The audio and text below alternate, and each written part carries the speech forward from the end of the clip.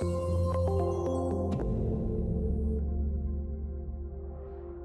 join me in welcoming our speaker, Ms. Naomi Valls, and the floor is yours now. Yeah.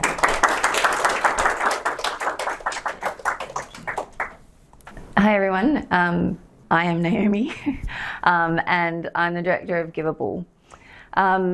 So coming here today, I was asked to talk about a couple of things. First of all, and I think probably more interesting and importantly, is sort of how I got to where I am today in terms of Givvable and how we set it up. And the second part of it is what is Givvable and what do we do, which may be of interest and I can go into it in more detail. But I think the first half is going to be the more interesting piece. And so in terms of an agenda of sorts, the first item is around what is diplomacy, what does diplomacy, finance and personalised children's books have in common? And I was actually talking to a friend today telling him that I was coming to talk about this, and I think he thought it was the start of a joke and was waiting for the punchline. It's not a joke. I don't have a punchline for it. It's actually my story and my co-founder's story, which we'll get into. And then the second part is, given the background in diplomacy, finance and personalised children's books, how has that led us to Givvable and data with impact? So a little bit of background, Sukray mentioned, I studied economics, finance and languages at university, and probably about 9 months before graduation, I was going to start in the graduate program of a investment bank. It was kind of the track that I did, and most of my friends at university were doing the same thing.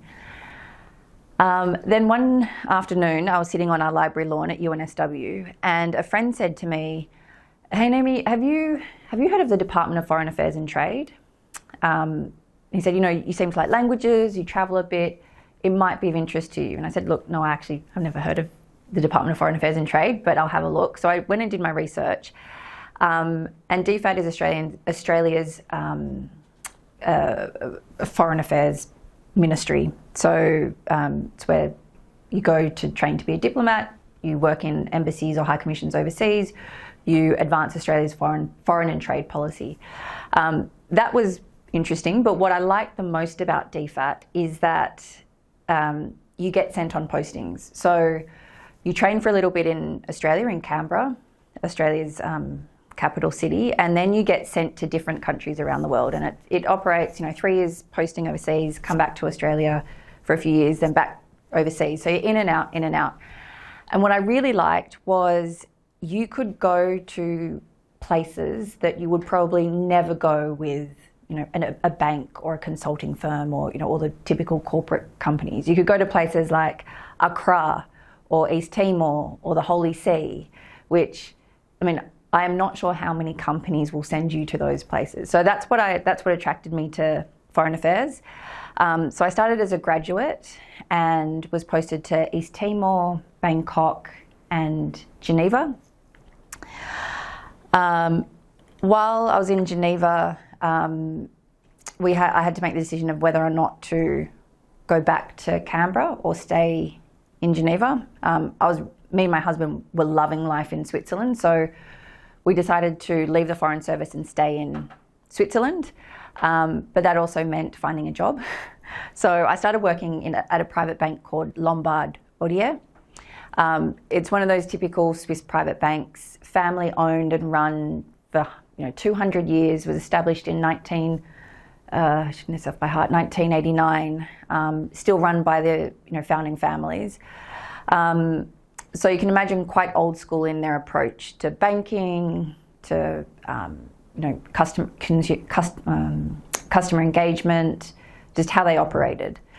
About 3 years into my time there, the Swiss banking landscape started to change quite significantly, particularly around banking secrecy. There are a few liquidity issues amongst European banks, so they had to think about how they were going to move forward. And so they established this, it was a unit within the bank, and they called it the the black team. But the motto of the team was rethink everything. And so this applied to their investment strategies, their operations, HR, marketing, everything. They wanted to rethink how they had done things for the last 200 years. And so as part of that, the management, the partners took a very strategic view to say, actually, we are going to really lean into ESG and sustainability. So, and that applied across the board. So there was a huge shift in their investment focus and in their investment thesis. So they started investing more in ESG funds, but also things like marketing. So their marketing used to focus a lot on preserving wealth for the future. And it seemed like overnight that marketing, that messaging changed to preserving the planet for the future. So it was a huge shift. They became a B Corp certified company. They were re-looking at how they engaged with suppliers, making sure that they were buying from the right types of suppliers, women-led businesses that were more environmentally friendly. Everything changed. And I was involved in quite a lot of that. I was working in operations and then in risk. And so it was, I guess, in terms of ESG and sustainability as a topic, that's sort of when it really sort of got a hold on me. At the same time, my co-founder, who is also my sister, she was working in investment banking. So by training, she was a financial services lawyer and then moved into investment banking. And from that point of view, she was seeing a massive shift in investments towards ESG. So we're sort of seeing this from sort of in the finance world, but from slightly different perspectives. Then I was in Geneva for about 6 years. Towards the end of the time, you might have picked up, I have an Australian accent. I'm from Australia. We started to feel that Geneva was a bit far to be for an Australian. So if you look at a map, Switzerland is the other side of the world to Australia. And so we were starting to miss out on, big milestones, birthdays, weddings, funerals, those types of things. And I think as you get older, you start to realise it's important to be close to family and a bit closer to home. So what we decided was we wanted to move closer to Australia, but we weren't ready to move back to Australia. And my husband and I both managed to find positions in Singapore, so that's how we landed here. And we really, we loved it. It was great. And then soon after, I went on maternity leave. And during that time, I wanted to do something like a side project, a side hustle. And at the time, my sister, who I said is now my co-founder, was also on maternity leave. And what we wanted to do was create books for our children in which they could see themselves. So me and my sister come from a mixed background. We have Spanish, Filipino and Australian heritage. And growing up in Sydney in the 90s, there weren't many kids in our neighbourhood that looked like us. And there also weren't many books that we read in which the characters looked like us. And so what we wanted to do was create books for our children where they could see themselves as the characters, doing these amazing things that, book characters do. So on our maternity leave, we launched a Kickstarter campaign to create personalised children's books. It was a much bigger project than we thought it would be. We learnt a lot. And how we structured it was all digital. You go onto a website, you could choose how the character looked, so their hairstyle, hair colour, complexion. The story itself was about shoes, so you could choose the shoes the child was wearing and the colour of the shoes. And you could also choose a buddy that the child, had in their story.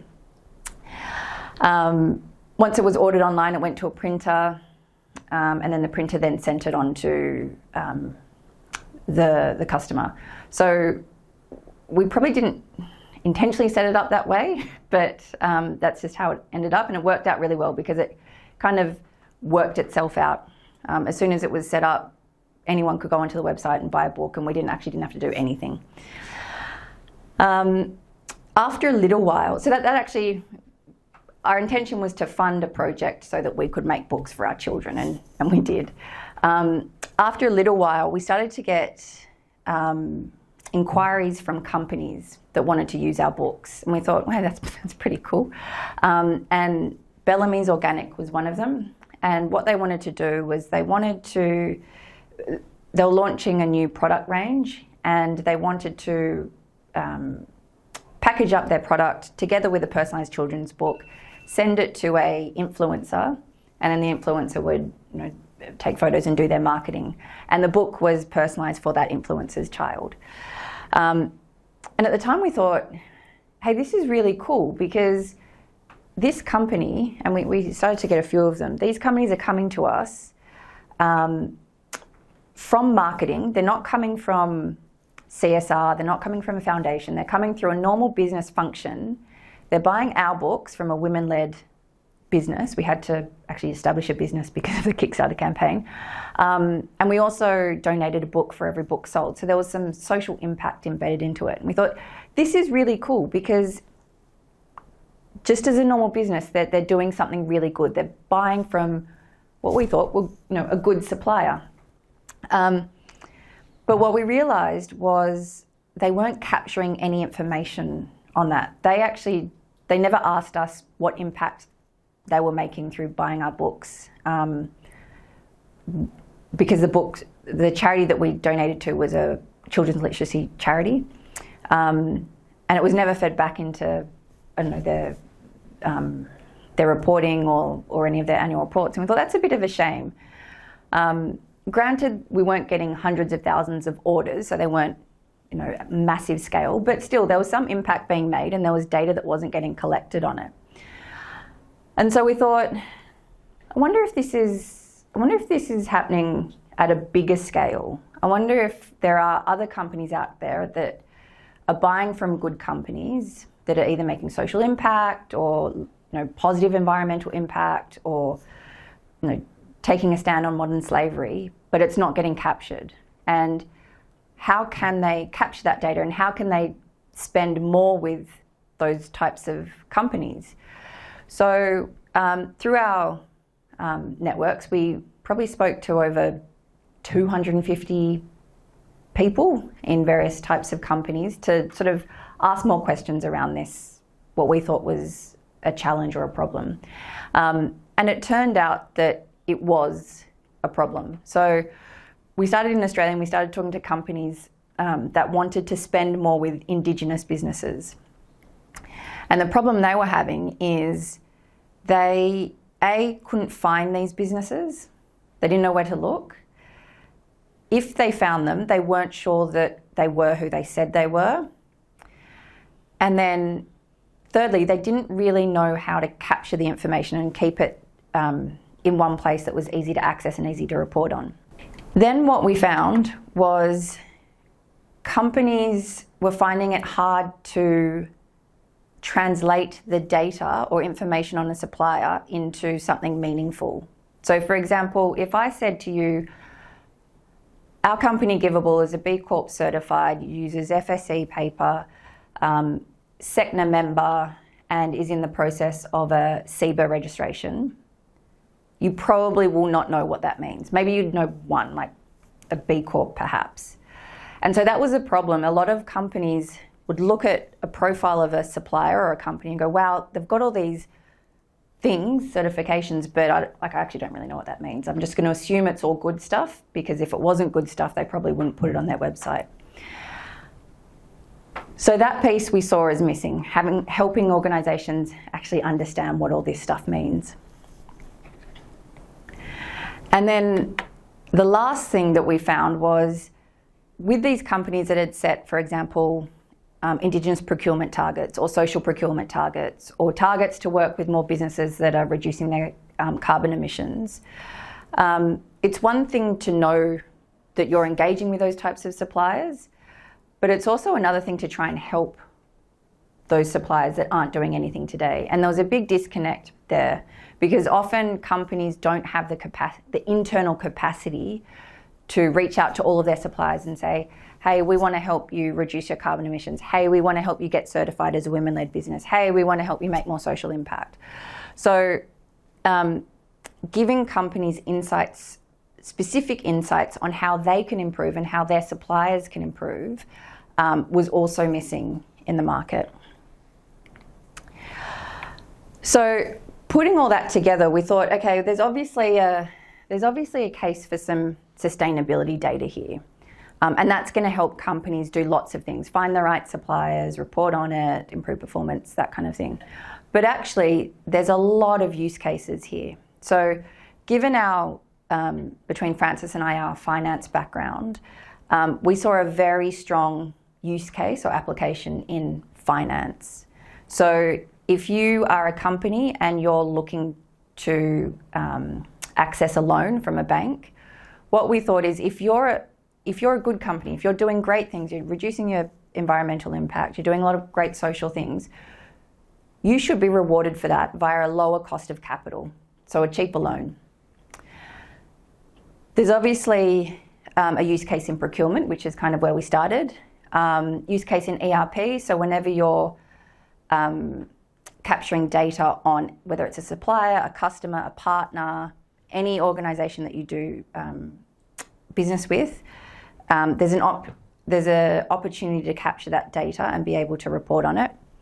And then obviously in the B2C space, in e-commerce, now a lot of consumers are wanting to know who they're buying from a sustainability perspective. So there are probably sites that you go to and you can see a little icon that indicates that that company is doing great things on environmental sustainability, or that that company is managing any forced labour issues in their supply chain.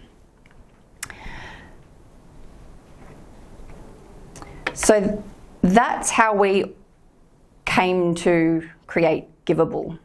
And essentially what it is an AI-driven platform that automates due diligence on suppliers from a sustainability perspective.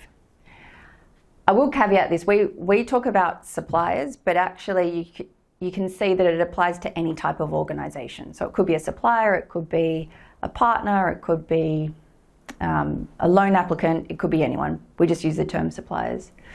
And one part of that is data aggregation. So we're capturing a huge amount of data here on companies and what their sustainability profile is. The other part of what we're doing is we're mapping that, or we're providing that alignment to say, here is all the data we have on a business, given all their actions, their credentials, and this is how they map to sustainability targets and the United Nations Sustainable Development Goals. So you don't have to know every single thing that that supplier is doing. You can just say, okay, given this profile, they're doing things around climate action or pollution prevention or resource efficiency. And if you're an organisation, if you're a JCU and you say, actually, pollution prevention is really important to us, you can decide, okay, this is a supplier that I want to work with because we have aligned values. They will help us achieve our objective around pollution prevention. What we're used for, companies tend to use us for regulatory filings or sustainability reporting. So in Australia, the UK and the US, there is mandatory modern slavery reporting on companies of a certain size. So they use our data to demonstrate how they're managing modern slavery risks in their supply chain. In some contracts, particularly government contracts, they specify that a certain amount of that contract has to be spent with a certain type of supplier. So for example, in Australia, some contracts have 3 to 5% of a contract may have to be spent with Indigenous businesses, and that applies even if you subcontract down. So you can imagine if you're tendering for a contract, you have to demonstrate what you're doing on, that you're an Indigenous business or what you're doing on other sustainability issues. We provide that data to make it an automated process. So you don't have someone in your team manually going and checking, is that right, is that right? Sustainability reporting I've covered. Certifications and ratings. So there are certain certifications out there that require organisations to screen their suppliers.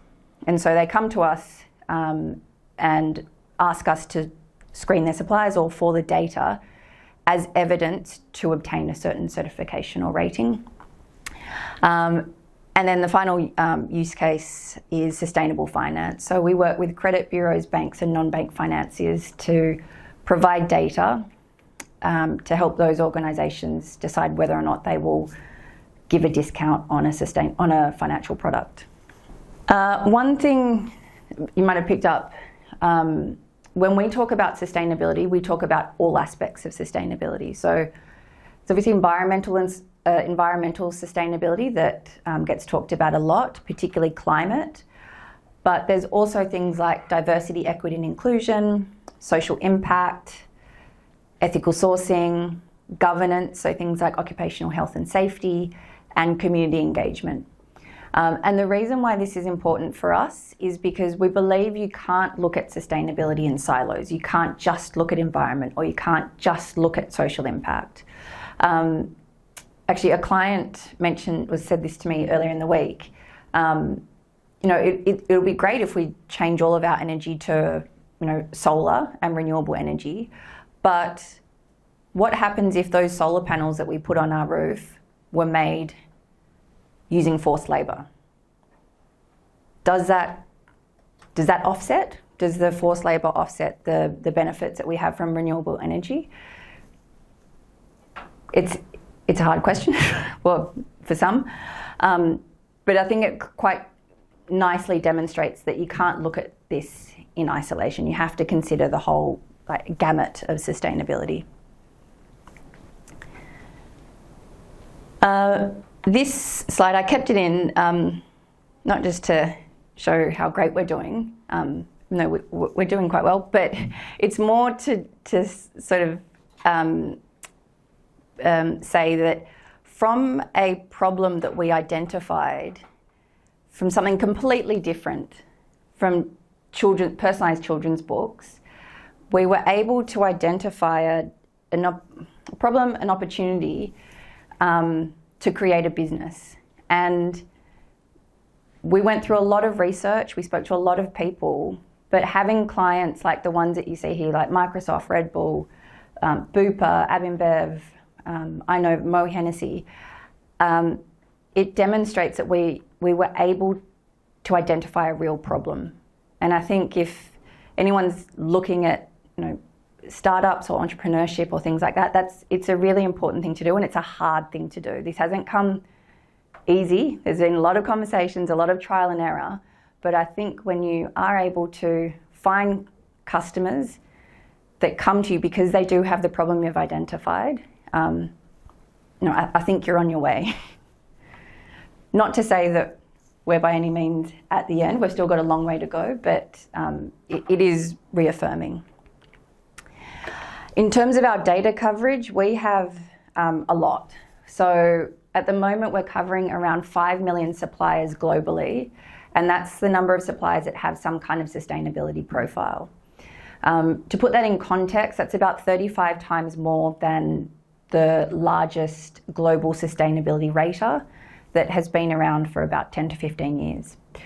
The reason why I point that out is because we use a lot of AI and a lot of new technology, which has enabled us to do what has been done not so great in the past, but a lot quicker and a lot easier. So all of our processes around data collection, data structuring, data auditing, cleansing and mapping were all automated.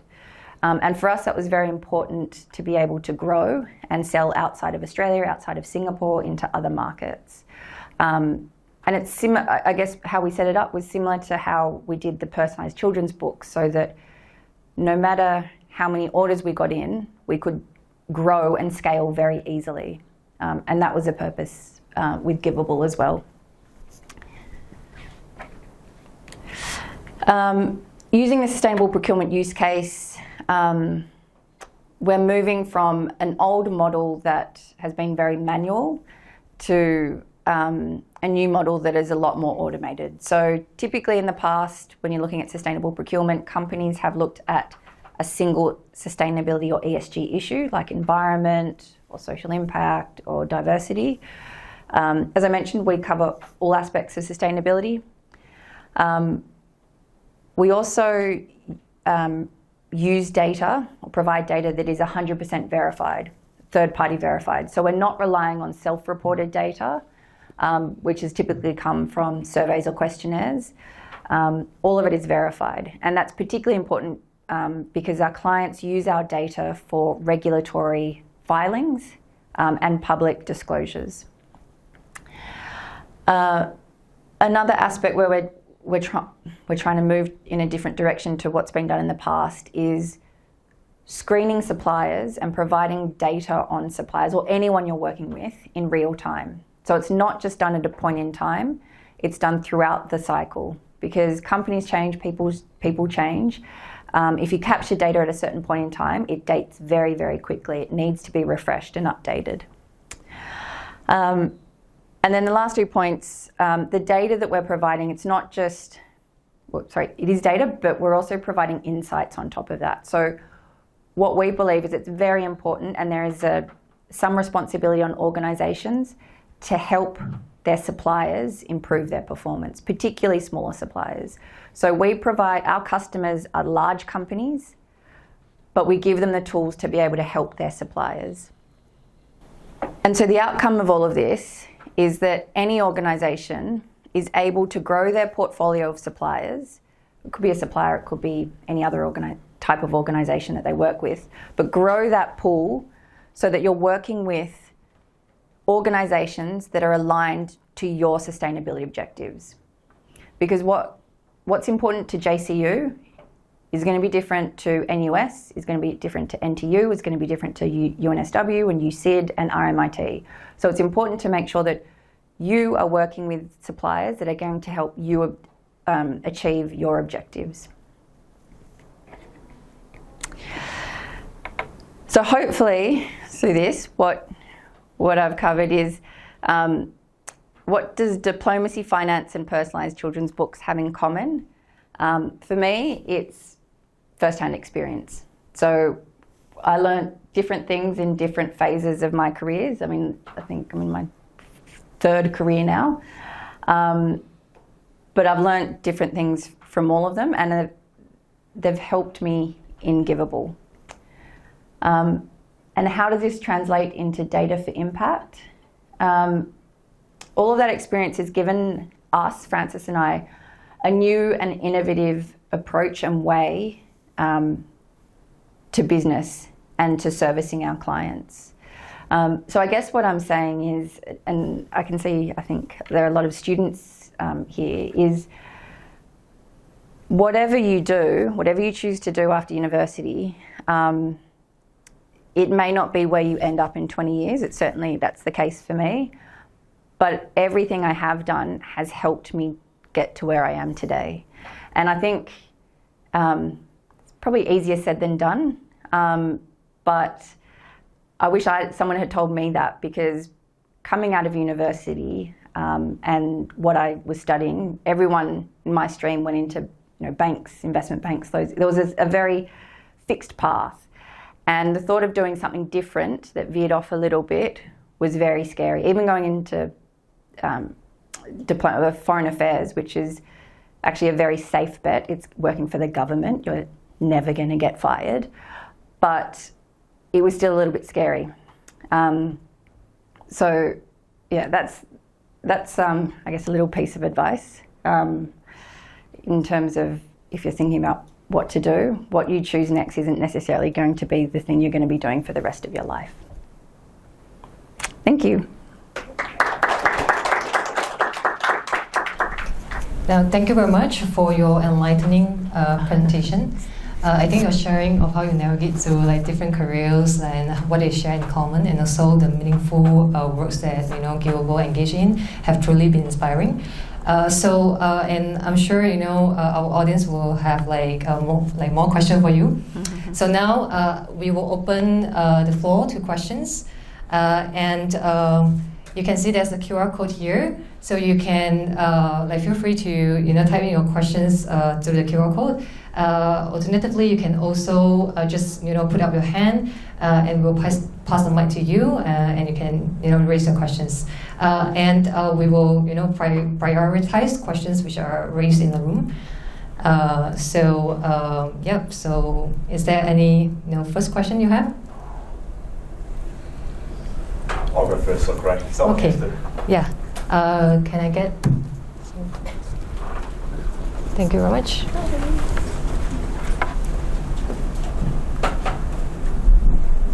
Fantastic presentation. Thank you so much for that. I really enjoyed the whole idea around your children's books.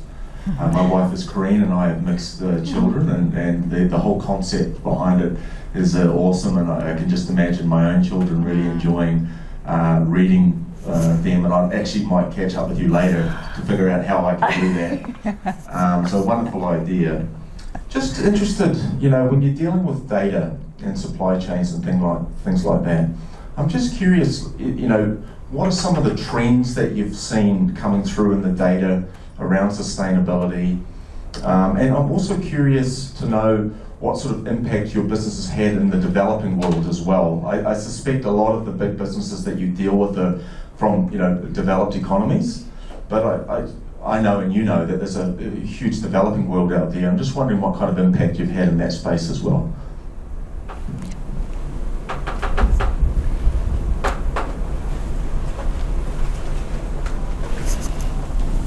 Thanks. I'll start with the second question first. So it's a really important thing for us because in the developing world, you have a lot of the diversity and social impact aspects of sustainability happen there. So we have particular partnerships with organisations in some of the Southeast Asian countries, some of the African countries, that are designed to identify certain types of suppliers that would fit very well in certain supply chains. So for example, companies that have targets around diversity or women, engaging more with women-led businesses, or companies that are very focused on promoting LGBT and LGBT suppliers. If we can identify them through our data, and we're using a lot of AI to uncover this, if we can identify those types of businesses, we will do automatic recommendations to certifying bodies. We have agreements where if we can make a recommendation that to a certifying body, that supplier will be able to access that certification at low cost or no cost. Because for us, it's you can't just uplift a certain population of suppliers. Everyone has to lift up, and it's in the interests of corporations, because if their suppliers lift in performance, so do they. Even for some of the companies that we work with, mostly in the developed world, when we look at their supplier pool and their supply chain, they will always have suppliers in this region. So that's also why it's quite important for us. In terms of trends in sustainability data, I guess one of the key things that we're seeing is, or one of the challenges is data coverage. That's the biggest problem most companies have, is that they just can't get the data that they need on businesses. And where that's most pronounced is in the small, medium enterprise, or micro, small, medium enterprise. It's just hard. And often the reason is one of two generally. One, because those companies aren't disclosing that data. It's private data that will only ever be disclosed by that company. Or second, there just isn't data. They're not doing anything. And so what we're now seeing is marrying up of data collection, infilling data gaps with engagement. Because if you don't have the two things working together, you will always hit a wall, or you'll always hit a ceiling, and you can't go past that. So what we're seeing is a lot of data companies either developing capabilities in-house or partnering with other organisations on the engagement piece. Just as a quick follow-up, your business model is fantastic. You talk about you've identified a problem and working towards, solving a very important problem. What are you meeting in terms of competition? I can see that you've unmasked a really great opportunity here. Are there other hot on the heels of you now, or you sort of got the market under control? How are you going in that? I'm just curious, because it's a wonderful idea. Yeah, so we're quite unique in the sense that there are a lot of sustainability solutions out there now, almost flooding the market. And what we find is it can become quite difficult for corporates or companies to actually differentiate them.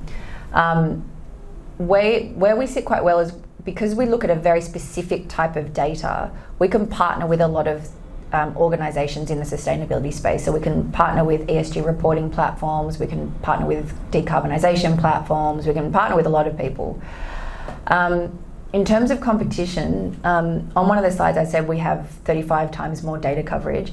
So that competitor is a large ratings agency. And I'd say that that's our biggest competitor. That's whenever we speak to companies, if they know of someone in the space, they'll mention that competitor. But where the market's moving is away from one single rating to capturing different data points and allowing the company or the user to make decisions based on the aggregation of that. And the reason is because when you look at a rating, so for example, if you're buying clothes and it says that this store gets a 9 out of 10 for sustainability, what does that mean?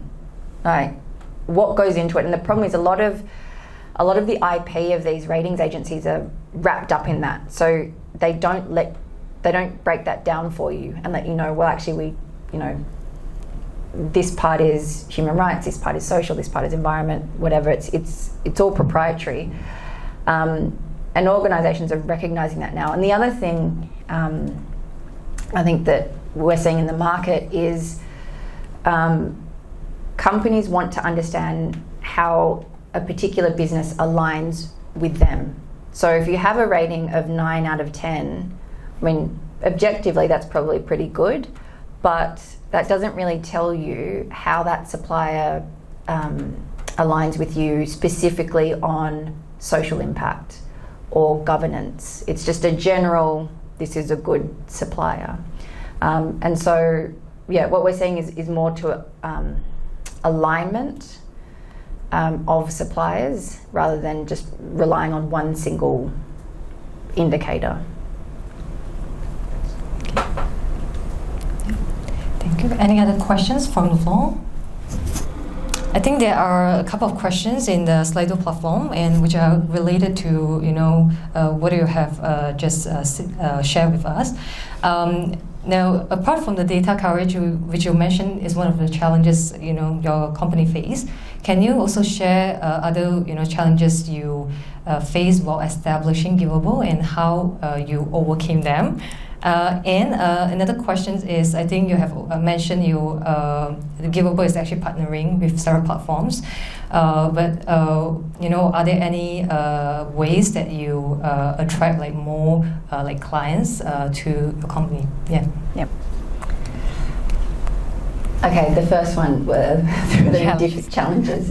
Yes, starting a business is very difficult in a lot of ways. So. First of all, there is a lot of, probably not going to put this in the right order, but when you start a startup, there is a lot of pressure to demonstrate traction, particularly if you need to go for outside funding.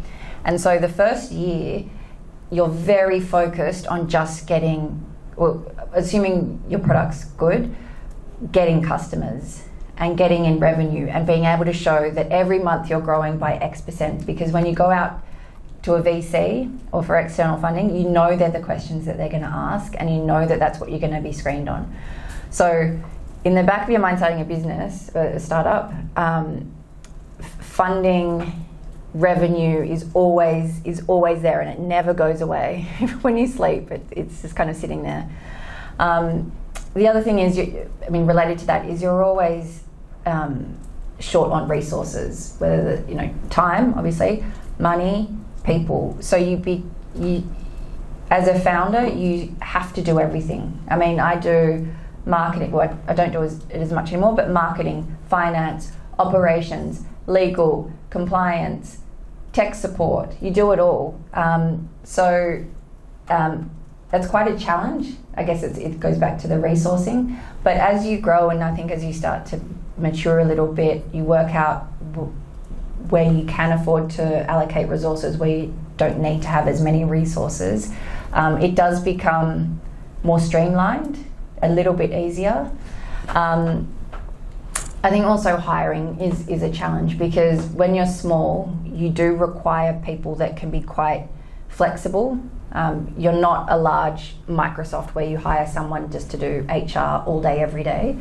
You may hire them to do data, but they will also need to have a decent understanding of sustainability, and might have to come on a call with a client and talk a bit about data in a sustainability context. Or you might have to have your devs come on and talk a bit about some marketing. So finding the right people when you're a small company can be very difficult. There are lots of other challenges, but there's also a lot of good side to it. There's a lot of flexibility. You can set your own agenda. If you want to go establish a partnership with an organisation, you can just go and do it. You don't need to go through a hierarchy. There's pros and cons. I forgot what the second question was. The second question is how you attract new customers to your new platform? Customers. Yes. Yeah. So, this was all quite new to me. Given my background, I don't have a sales background. Naively, I actually thought sales was probably relatively straightforward. You have a good product, you sell it, people buy it. But it's more than that, obviously. So we've used a few different things. Referrals from existing clients are probably the strongest. We've gone through a lot of accelerators and programs and things like that. What we often get told is be where your customers are. So if your customers hang out at procurement conferences, then you should probably be there. If there are certain communities that they've made for themselves, get involved in that. We also, I didn't touch on it in the presentation, but we sell direct to companies, but we also sell via distribution partners. So for example, we've integrated with SAP. So SAP essentially sells our data to their clients. So that's, for us, it's a very good model, because instead of us having to go individually out to different corporates, we integrate with one organisation that already has an existing customer base of thousands of companies. So there are a few ways that we go to market, and we get customers, or try to get customers. Okay, thank you. So as mentioned, there are many challenges, but there are also good side when you start up your own business. So we have some audience who would like to get some advice from you in terms of how they should start a business, especially for someone who just enters society. You have mentioned that you based on your own career path, you actually start by working in a company, right, for someone else before you establish your own business. Which one you think would be more advisable, especially for our young entrepreneurs, right? Yeah. Thank you. That's a hard one, because I think when you're younger, you generally have less responsibilities. You may not, but probably less likely to have children. People depending on you. There's less risk in that sense. You're also still young, so you can give it a try for a couple of years. If it doesn't work out, get back into the corporate fold if that's what you're interested in. But on the other hand, I do think from my experience, so my training in the public service and then in a corporate company, you are exposed to a certain type of rigor, and you do have to report to certain people, and you do have to speak to people in a certain way. You do have to respond to emails, all those types of things. I do think that training helps in terms of how you will set up your customer service if you set up your company. And an example of where that hit home for me is I used to work out of a co-working space, and I was buying some product or some service, and it didn't work. And I sent an email to the head of customer service at the organisation, and I didn't hear back. And so I followed up a few times and still didn't hear back. And then I ran into the person. I'm like, what's going on? Like, I haven't had service for like a week and a half, and I'm paying for it. Like, did you not get my emails? And he said, oh yeah, sorry, I did. It's just, we haven't got around to responding, but yeah, we're working on it. And I was thinking, that would if I was in the corporate world, that would absolutely not fly. You can't say to a paying customer, oh yeah, sorry, I just forgot to get back to you. Like, yeah, I'll get around to it. So it's maybe an extreme example, but I think there are pros and cons both ways. I do think if you are looking to start a business or a startup, Singapore is a great place to do it. There are so many grants available from the government, which de-risks it to an extent. Okay, yeah. There's another question that's more related to what Givvable is currently doing. You have mentioned there are different aspects for like sustainable goals, and there's a trade-off to to achieve all of these goals. So on which basis would you recommend supplier under such circumstance when they actually cannot achieve all aspects of sustainability? Yeah.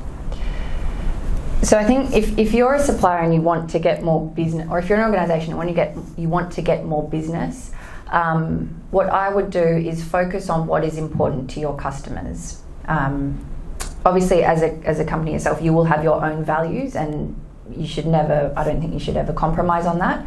But in terms of market access and sales, if you want to go after a particular type of buyer, so if you want to target the tech industry, I would be looking at what is important to the tech industry, what sustainability metrics are they tracking, what announcements have they made, and position yourself in that respect. So if they're focused more on environmental sustainability, then I'd probably say, okay, well, I can't, understandably you can't focus on everything.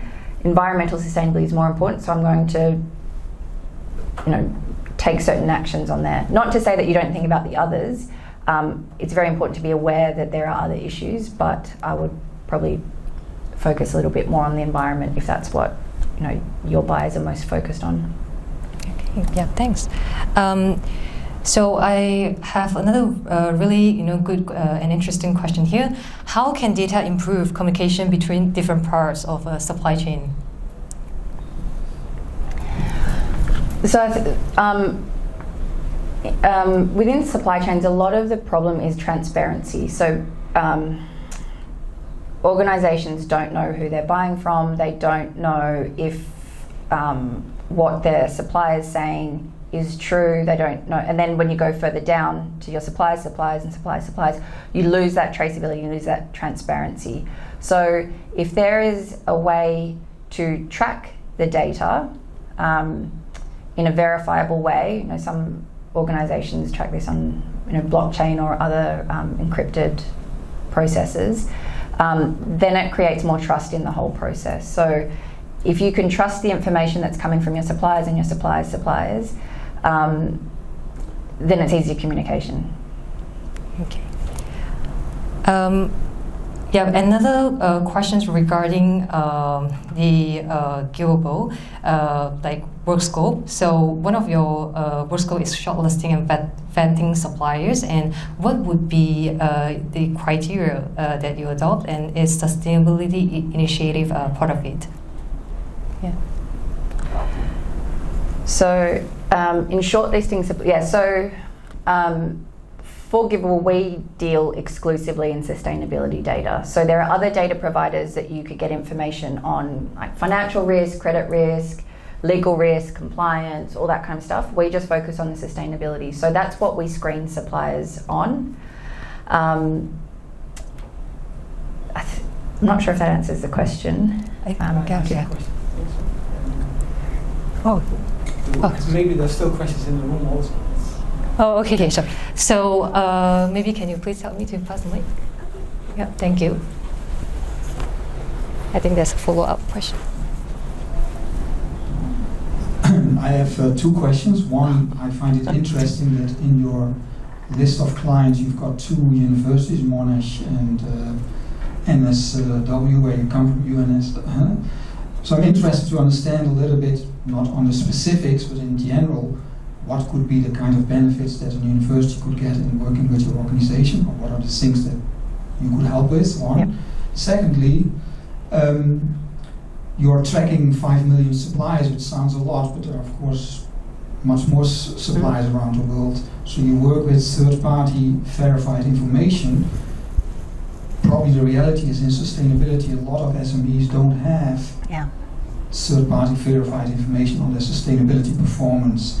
So how does that connect to your customers who might work with suppliers across different countries? I'm saying I worked in China for a long time. I can say, a lot of companies that deliver good products, but they probably don't have a specific data that is third-party verified. So how do you deal with that? Yep. If you work with your customers, do you advise them to only work with those suppliers that are third-party verified, or do you help them to say, maybe you need to convince your suppliers to move towards some of those third-party? What are because the reality is most supply chains will not have third-party companies that have that kind of third-party verified information. Yep.